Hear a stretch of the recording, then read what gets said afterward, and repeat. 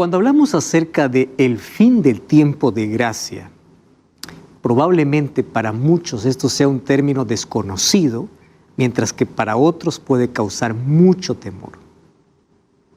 Nadie sabe cuándo es la última vez cuando el sol se pone sobre la tierra y la gracia haya terminado para siempre, para todo el mundo. ¿Qué significa que la gracia se cierra? Significa que no habrá más oportunidad de arrepentimiento.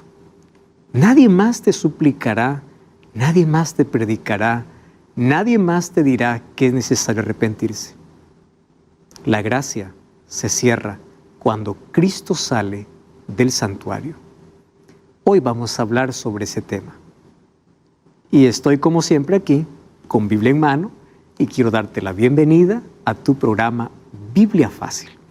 Ya sabes que puedes estudiar la Biblia con nosotros y puedes hacerlo a través de esta dirección virtual, de este sitio web, estudielabiblia.com, y allí puedes elegir qué curso estudiar.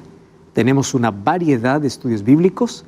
Puedes estudiar por WhatsApp, puedes llegarte el curso de manera física o también en formato digital. Pero vamos a comprender más sobre Jesús y sobre este tema realmente interesante. Un día la puerta se va a cerrar. La pregunta es, cuando la puerta se cierre, ¿de qué lado estarás? ¿Dentro o fuera? Vamos a abrir la Biblia y antes pedimos que Dios pueda conducirnos en el estudio de su palabra.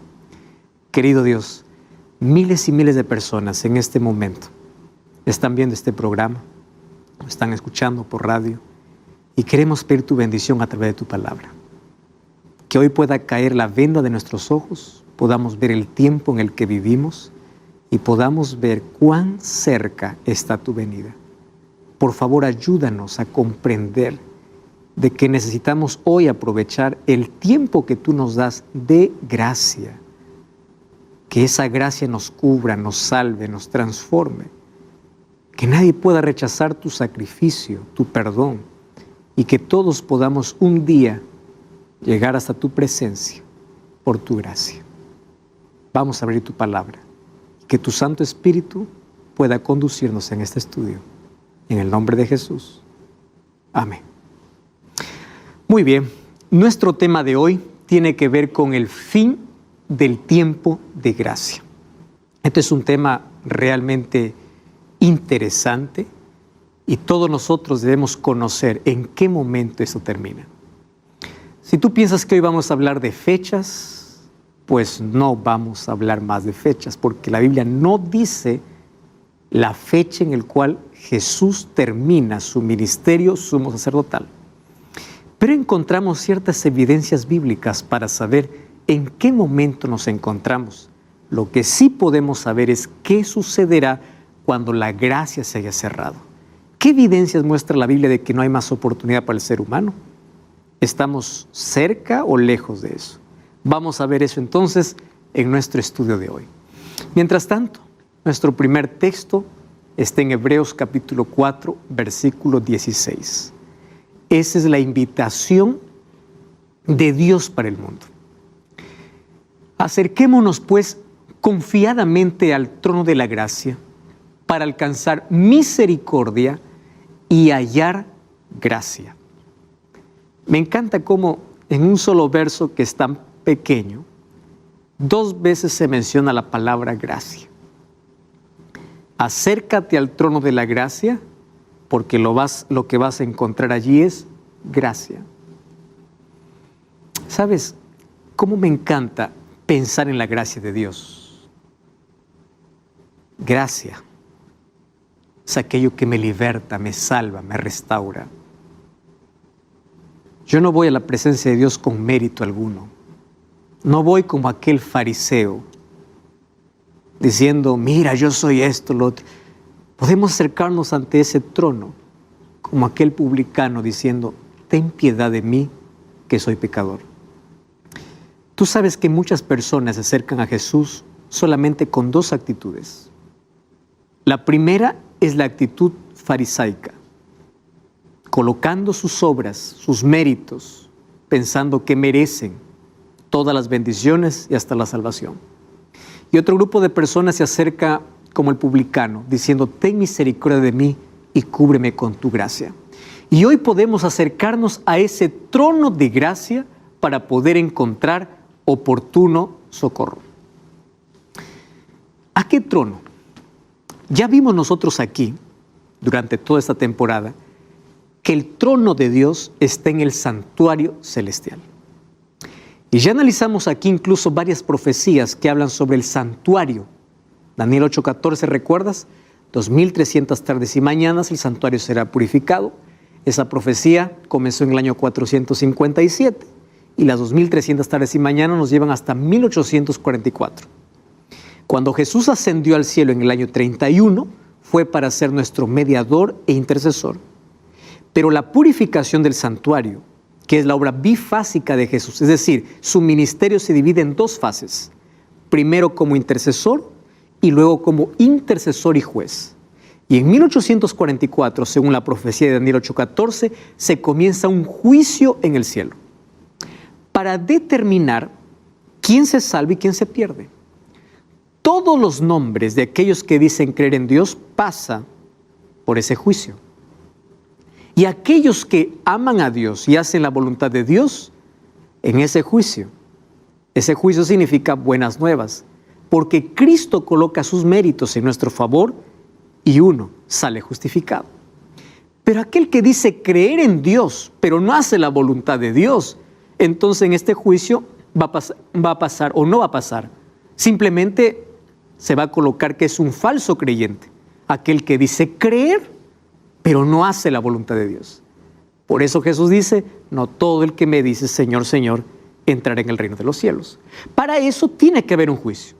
Apocalipsis capítulo 22 dice, he aquí yo vengo pronto y mi galardón, recompensa para dar a cada uno conforme fuere su obra.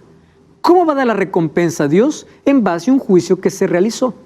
Y ese juicio lo vivimos desde el año de 1844. Según Hebreos 9:23, también las cosas celestiales necesitan ser purificadas. ¿Purificadas de qué? De los registros de nuestros pecados.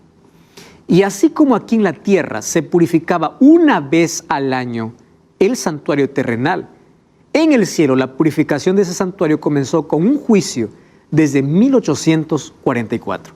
Eso nosotros ya hemos hablado, si es la primera vez que estás viendo este programa, puedes revisar los programas anteriores, y ahí hemos visto las fechas exactas hasta el momento que Jesús entró, primero al cielo, luego al lugar santísimo, para poder efectuar una obra de intercesión y de juicio. Lo interesante es que Cristo no estará allí para siempre. Un día Cristo saldrá de allí y un día la humanidad se quedará sin intercesor.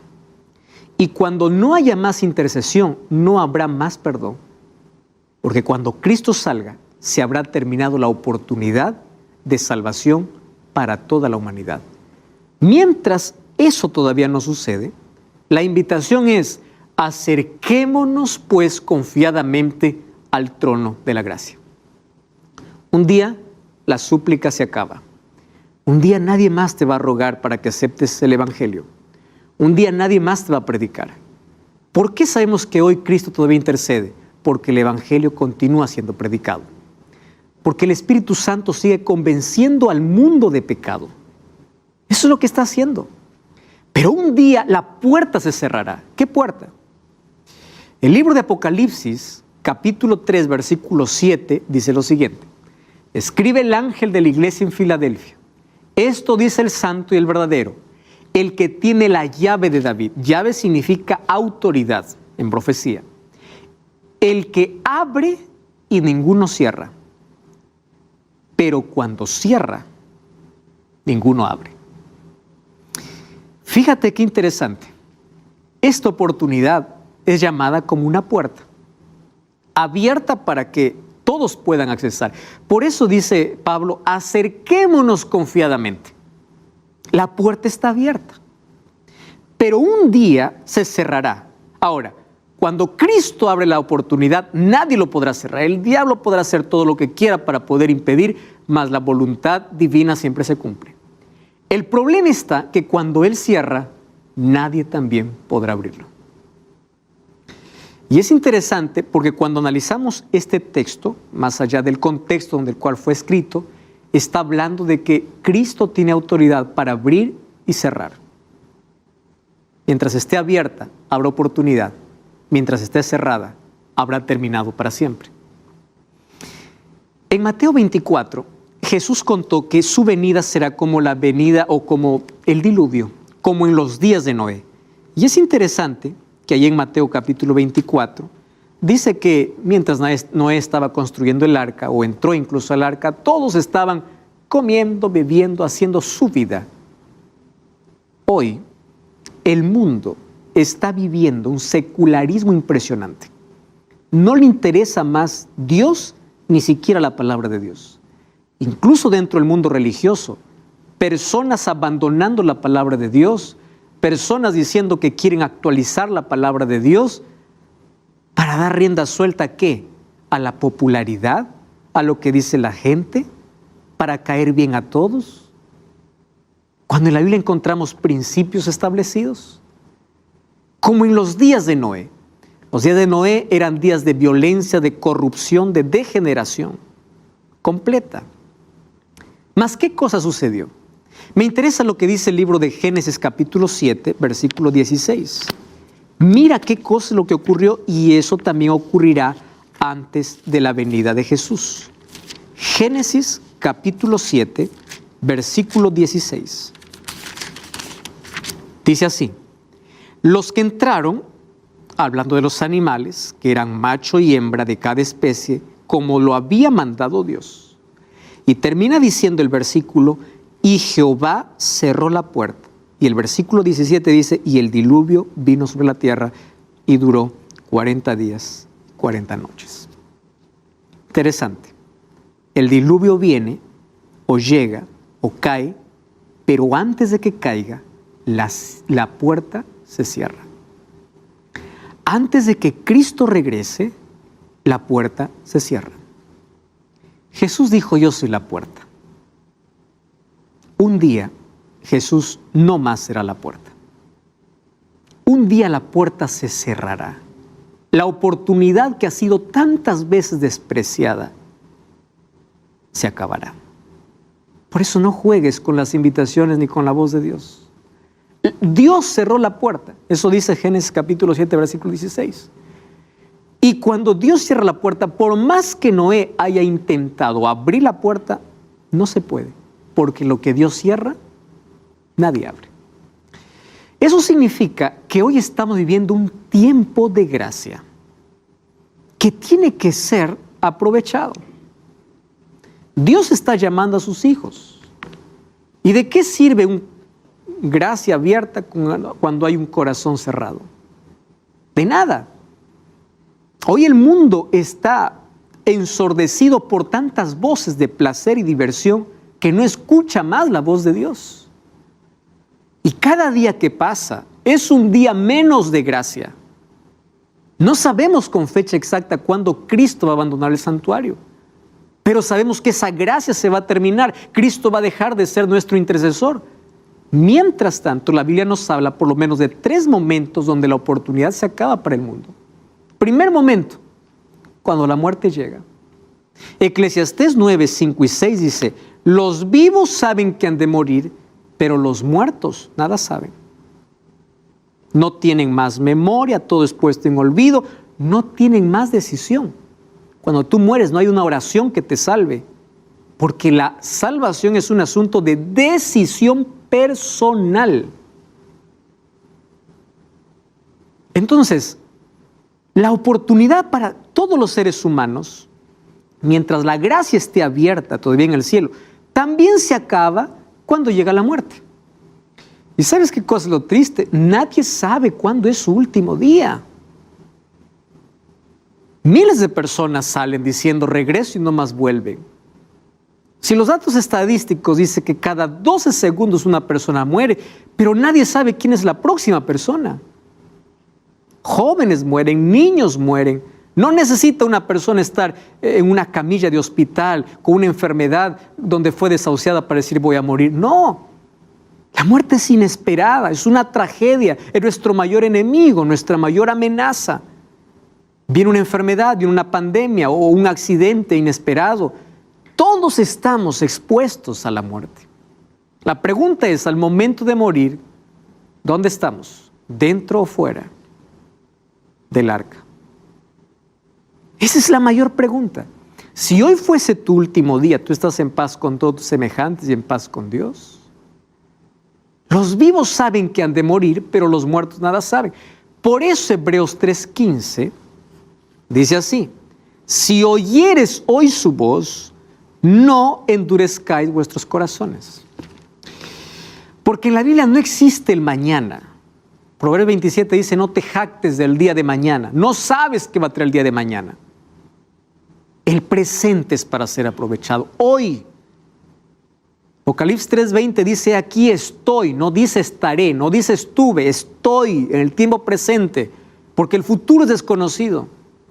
Por eso en el presente mi vida tiene que estar en las manos de Dios, yo tengo que estar a cuentas con Dios. ¿En qué otro momento se cierra la gracia para toda la humanidad o para las personas? Mientras todavía no se esté cerrada la gracia en el cielo.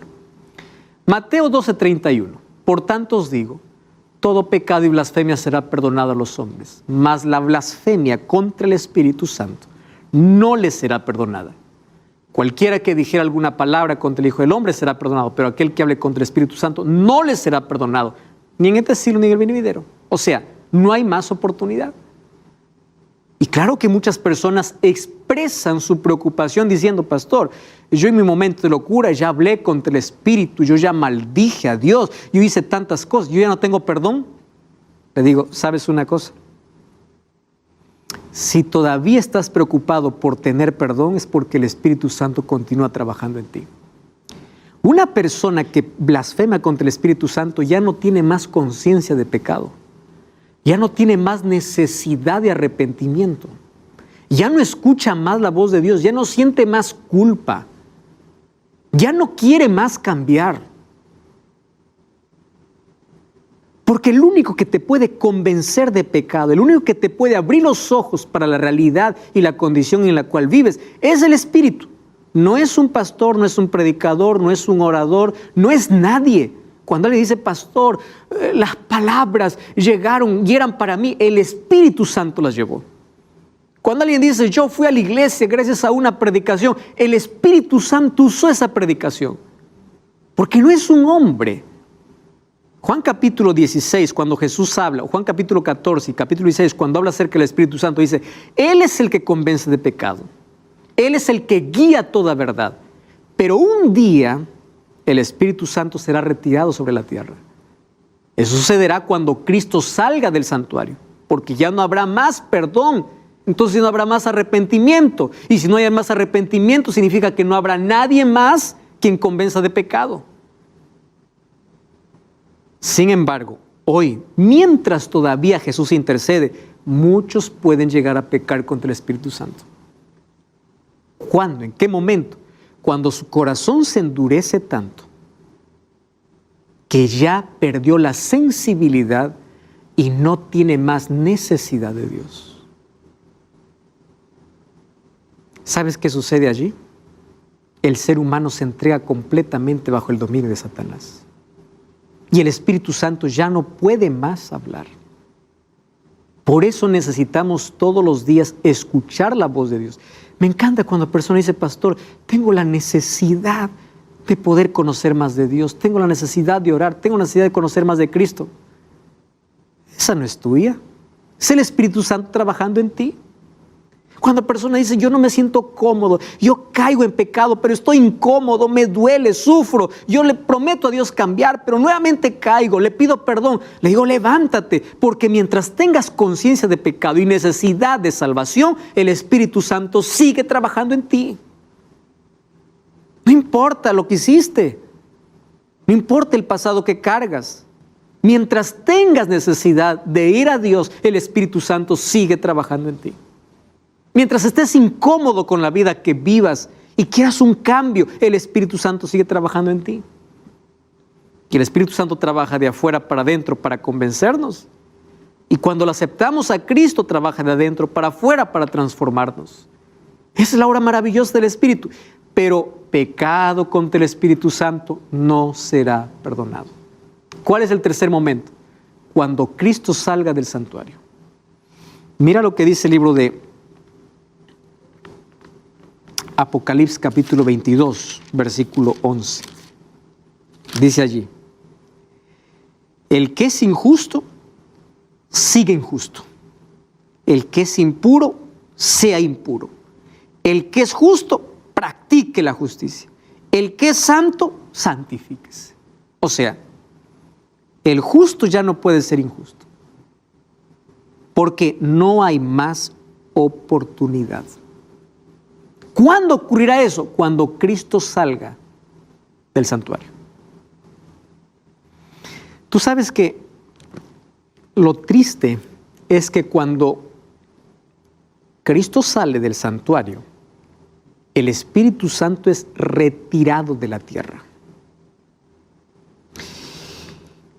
Y hoy hay millones de personas que ya no escuchan más la voz de Dios. Y para miles de personas el Espíritu Santo se está retirando. ¿Sabes qué cosa es lo que me llena de tristeza? Mira lo que dice el libro de Ezequiel, capítulo 3, versículo 27. Ezequiel, capítulo 3, versículo 27. Dice así: pero cuando yo te haya hablado, abriré tu boca y les dirás, así ha dicho Jehová el Señor. El que escucha, que escuche. Y el que no quiere escuchar, que no escuche, porque son rebeldes. Dios no puede romper nuestra libertad. Y hoy día la rebeldía humana cada vez es mayor. Incluso dentro del mundo religioso, personas abandonando la Biblia por seguir sus propios deseos. Personas que por querer contentar a la gente dejan principios bíblicos. Y esa rebeldía un día llegará a su final. Cuando Cristo sale, habrá entonces, para toda la humanidad, ya estará el destino de cada uno de ellos definido. Porque cuando Cristo deje el santuario, el que es justo, el que es injusto. Es decir, el destino de todo ser humano habrá sido definido. El juicio habrá terminado. ¿Y sabes qué cosa es lo triste? Cuando el Espíritu Santo se retire, el mundo queda bajo el control completo de Satanás. La Biblia dice que vendrá sobre la tierra un tiempo de angustia cual nunca hubo. Desde que comenzó la tierra, mira, en la historia han habido muchos momentos de angustia. Pero cuando el Espíritu Santo no más convenza de pecado, la humanidad estará enloquecida. Y esto realmente es terrible. Los acontecimientos de hoy nos están preparando para una angustia mayor. Cuando el Espíritu Santo se vaya, los seres humanos que no tienen el sello de Dios o no han aceptado a Cristo en su vida, quedan bajo el dominio completo de Satanás. ¿Recuerdas lo que dice el Evangelio? Que cuando Judas se levantó, Satanás tomó posesión de él. Porque la última oportunidad que él tuvo es cuando Jesús lo lavó los pies, incluso sabiendo que lo iba a traicionar. Esa última oportunidad lo desperdició. Cruzó la línea. Y finalmente dice el libro de Lucas 22:3 que Satanás entró en él. O sea, Satanás tomó el control completo de su vida. Mira lo que dice este texto, Jeremías 30, 5 al 7. Así ha dicho Jehová: hemos oído voz de temblor, de espanto y no de paz. Inquirid ahora y mirad si el varón da luz. He visto que todo hombre tenía las manos sobre sus lomos, como mujer que está de parto. Se han vuelto pálidos los rostros. Oh, cuán grande es aquel día, tanto que no hay otro semejante a él. Tiempo de angustia para Jacob, pero de ella será librado. O sea, los hijos de Dios van a pasar también por ese tiempo de angustia. ¿Y de qué trata la liberación? Del encuentro con Dios. Porque entre que Jesús sale del lugar santísimo y su venida, los días son pocos. Y la liberación viene. Sin embargo, va a haber angustia. Y va a ser cuando Cristo salga del lugar santísimo. Va a haber angustia para los hijos de Dios y angustia para los impíos. Los impíos por las plagas que caerán sobre la tierra, y para los hijos de Dios una angustia mental y una angustia física. La angustia mental porque todos se preguntarán, ¿mis pecados habrán sido perdonados? Porque saben que no hay más gracia. La angustia física porque estarán huyendo. La Biblia habla de una persecución en el tiempo del fin. De aquí te voy a mostrar ese texto bíblico. Mas los impíos sufren porque es allí donde caen las 7 plagas. O sea, cuando caiga la primera plaga sobre la tierra, la gracia habrá terminado en el cielo. No sabemos cuándo termina, lo que sabemos es cuándo ha terminado. Cuando las 7 plagas caigan, significa que Jesús no está más intercediendo y el Espíritu Santo se habrá ido. Eso significa que habrá una angustia cual nunca hubo. Te voy a decir una cosa aquí muy interesante. Hoy vivimos angustia, pero esta será como nunca hubo. Y Dios por amor llamará al descanso a muchos de sus fieles porque sabrán que no soportarán esa angustia. Y a muchos hoy los está preparando para vivir esta angustia. Por eso cuando venga crisis en tu vida, no te desesperes, confía en Dios. Porque una angustia mayor viene. Muchos dicen de aquí viene lo mejor, esto se va a recuperar. No, cada vez mayor angustia va a haber. Sin embargo, cuando miramos con fe, vemos que el final es glorioso porque Cristo regresa. Entonces, vamos a seguir analizando de este tema tan fascinante. No cambies el canal, vamos a una breve pausa, estamos de regreso. Biblia Fácil.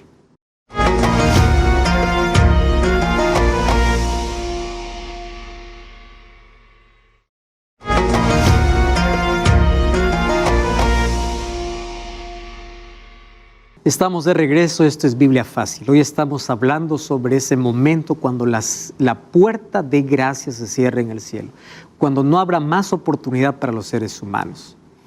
Y ya vimos aquí algunos textos que en ese momento sobre la tierra habrá una angustia completa, tanto para los hijos de Dios como también para los impíos. Vamos a ver otro texto. Mira lo que dice el libro de Daniel capítulo 12, versículo 1. En aquel tiempo se levantará Miguel, el gran príncipe que está de parte de los hijos de tu pueblo, y será tiempo de angustia, cual nunca fue desde que hubo gente hasta entonces. Pero en aquel tiempo será libertado. Esa libertación tiene que ver con la venida de Jesús y todos los que se hayan escritos en el libro de la vida. Por eso en Lucas 10:20 encontramos cuando los discípulos fueron a Jesús a contarle, Señor, hemos visto grandes maravillas, grandes cosas han sucedido. Jesús le dice, más bien alégrense si ustedes saben que sus nombres estén escritos en el libro de la vida.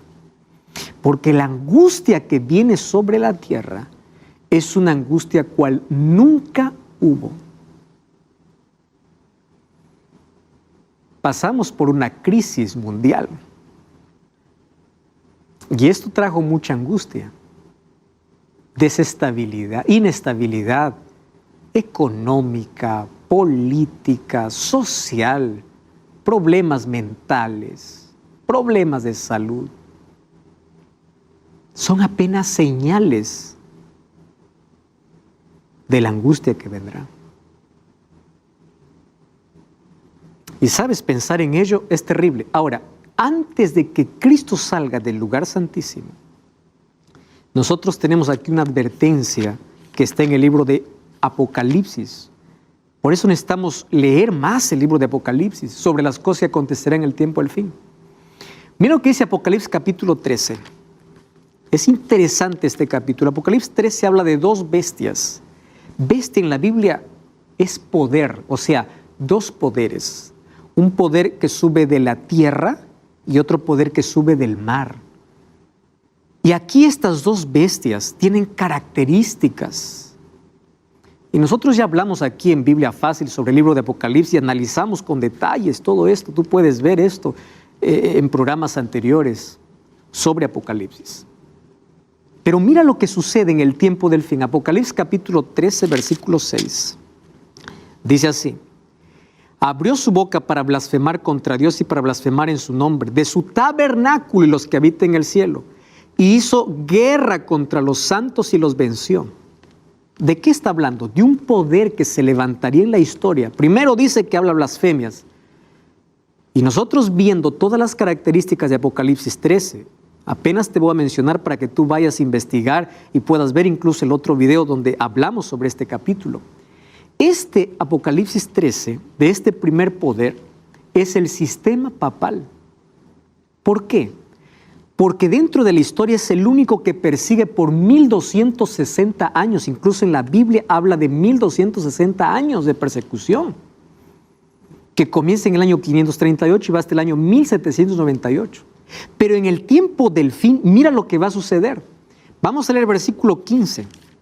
Dice así: y se le permitió infundir aliento a la imagen de la bestia, para que la imagen hablara e hiciera matar a todo aquel que no lo adorara.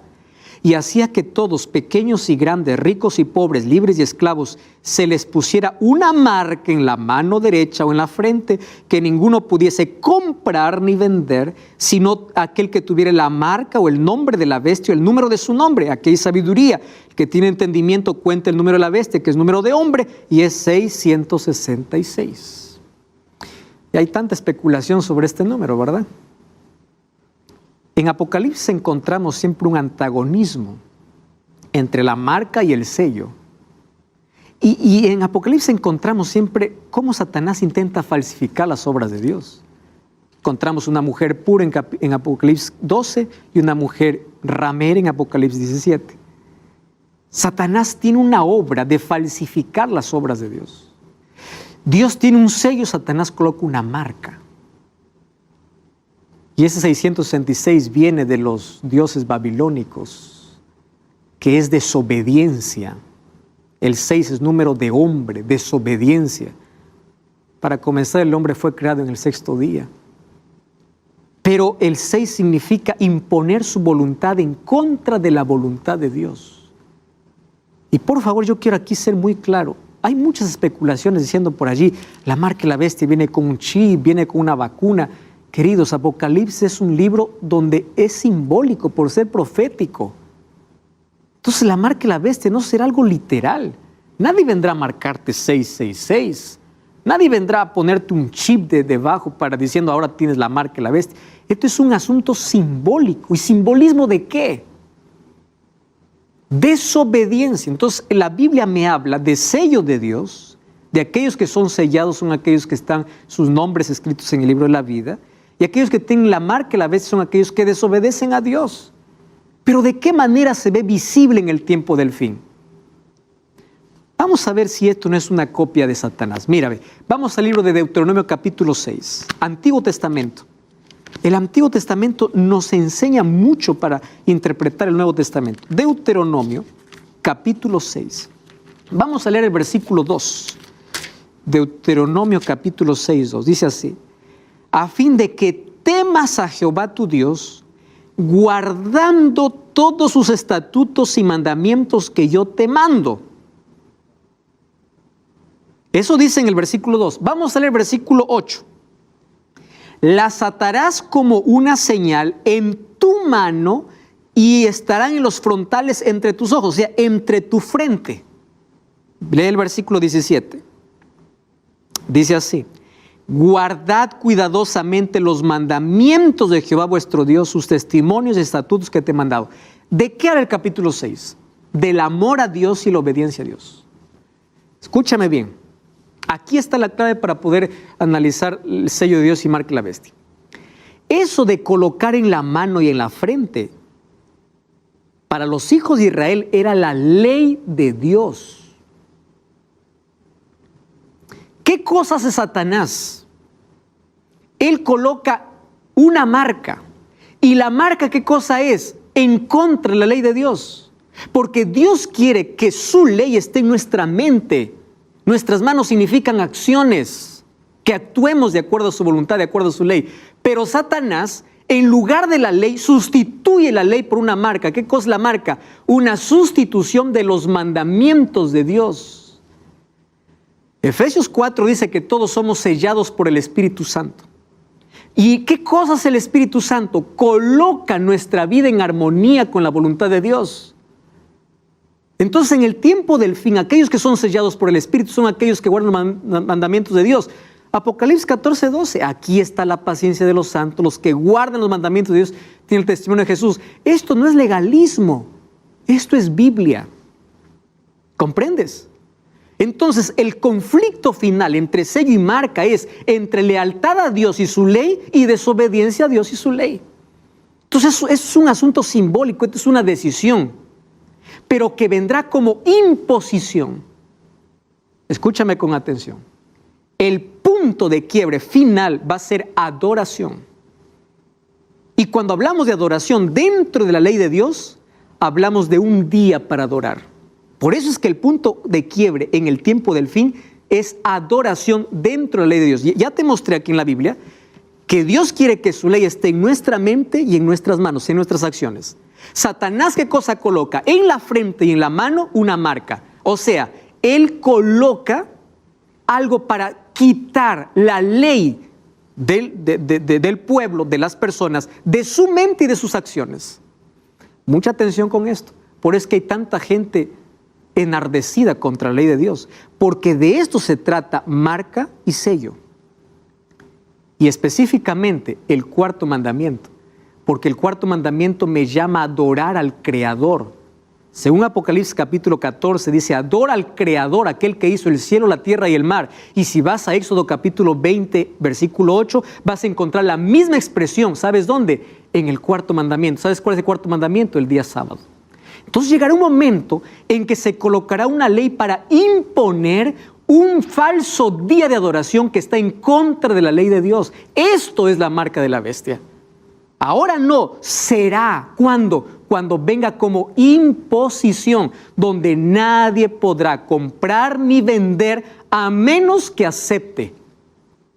Y hoy mismo hay tanta gente siendo despedida de su trabajo, jóvenes que no pueden terminar la universidad. Habiendo libertad religiosa, hoy tenemos tanto problema cuando queremos ser fiel a Dios. Imagínate cuando esto se cumpla. Quiero que entiendas, la ley nos salva. Jesús dijo en Juan 14:15, si me amas, guarda mis mandamientos. Es decir, es el fruto, es la consecuencia, es la evidencia que en el tiempo del fin, según Apocalipsis 14:12, son aquellos que guardan sus mandamientos. ¿Por qué tanto énfasis en los mandamientos? No porque los mandamientos salvan, sino porque el diablo viene para destruir justamente su ley. Y aquellos que quieren ser fieles y leales a Dios tendrán que sufrir persecución, despedidos de sus trabajos. El justo por fe vivirá. Y aquí comenzará, ¿qué cosa? Una persecución. Dice que tendrá poder, ¿para qué? Para matar a aquel que no lo adore. ¿Estás entendiendo cómo este asunto es tan serio? Entonces ahí está, marca y sello.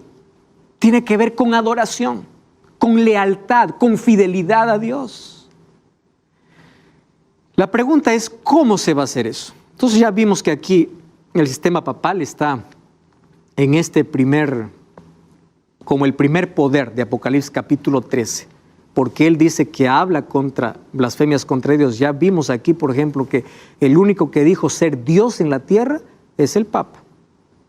El Papa León XIII decía, nosotros somos Dios en la tierra. Eso es una blasfemia. Quien se atreve a perdonar pecados en lugar de Dios es una blasfemia. Persigue a los hijos de Dios durante 1260 años. Eso está en la historia está manchada de sangre. Entonces ese primer poder representa ese poder papal. Pero un día recibió una herida de muerte. Eso también dice Apocalipsis 13. Quiere decir, se le quitó su dominio y su autoridad. ¿Cuándo sucedió eso? En 1798.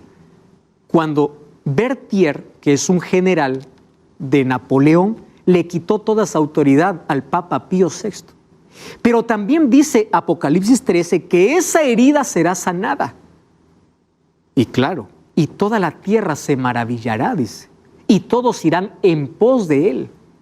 Y tú ya viste tantas declaraciones que hoy incluso están en contra de la palabra de Dios. Pero hoy te voy a mostrar otra cosa.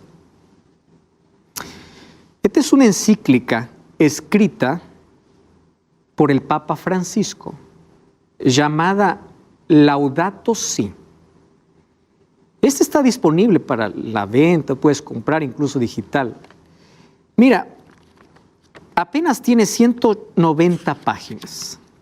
Aquí habla sobre el bien común. Aquí habla sobre cómo cuidar el medio ambiente.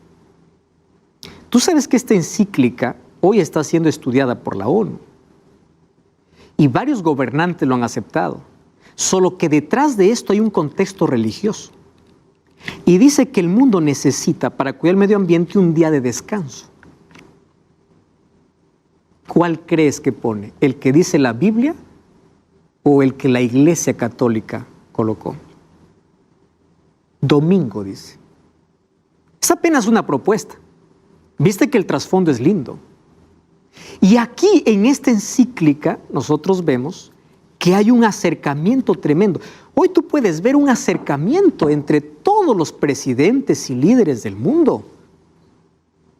Si tú revisas en la historia, cuando la Casa Blanca daba alguna bienvenida al Papa, recuerda que los Estados Unidos fue formado por los padres peregrinos que venían huyendo de la persecución del Papa. Pero después se arreglaron las relaciones y hoy estos dos poderes van juntos. Líderes de todo el mundo, tanto budistas, tanto islam, musulmanes, lo aceptan. Hay puentes creados, el mundo se sorprende, el mundo ya lo adora, hay un acercamiento. La pregunta es, ¿cómo esto se va a poder? Porque hay hoy tantas ideologías, izquierda, derecha, filosofía, el marxismo por un lado, comunismo, capitalismo. ¿Cómo se va a unir todo? Tiene que haber alguna cosa que una a toda la humanidad. Una preocupación que una a toda la humanidad. Medio ambiente. ¿Estás entendiendo? Entonces, a través de una cosa que une a toda la humanidad, va a venir, y cada vez vemos cada vez más cerca el cumplimiento de esta profecía. Tú sabes que los mayores ricos de este mundo piensan que la solución para los problemas de este mundo es que haya un gobierno global. ¿Sabías de eso? Esto ya viene desde hace mucho tiempo. Y quiero decirte una cosa muy seria aquí. COVID-19 vino para enseñarnos que el mundo sí se puede unir por una causa. Todo el mundo. Que las cosas pueden cambiar de un momento para otro. Eso sí nos enseñó. ¿Entiendes? Entonces las profecías se van a cumplir exactamente como dice la Biblia. Pero ya te dije que entre los más ricos del mundo dice que debe haber un orden, un nuevo gobernante mundial. Y ahora te voy a mostrar un asunto realmente serio. Tú sabes que hace algún tiempo, corto tiempo, apareció otra encíclica del Papa Francisco llamado Fratelli Tutti, que traducido sería Fraternidad Universal. Yo quiero que prestes atención, porque eso también está disponible para todo público. Algunas cosas que dice aquí. Esta es la propuesta de un gobierno mundial con poder ejecutivo, dotado de poder, que esté por encima de los estados y lleve adelante una agenda global. Que los gobiernos nacionales entreguen su poder a ese gobierno mundial. ¿Cuál es el objetivo? Solidaridad. ¿Te das cuenta que hay un punto que puede unir a todos? Los masones aplauden esta idea. Los líderes religiosos cristianos y musulmanes, algunos los llaman el mayor regalo de Francisco. Muchos católicos, sinceros obviamente, expresan su descontento. Muchos de ellos dicen, este no es el cristianismo de la Biblia. Incluso el monseñor Vígano, que es un arzobispo católico, dice, esto parece ser escrita por un masón. Vicente Montesinos del Canal Católico dice, la jerarquía del Vaticano lleva adelante un plan globalista y masón. No es momento de callar. El que esté con Bergoglio está contra Cristo. Lo dice así de manera clara. Esto puedes buscar allí. Está en fuentes oficiales en internet.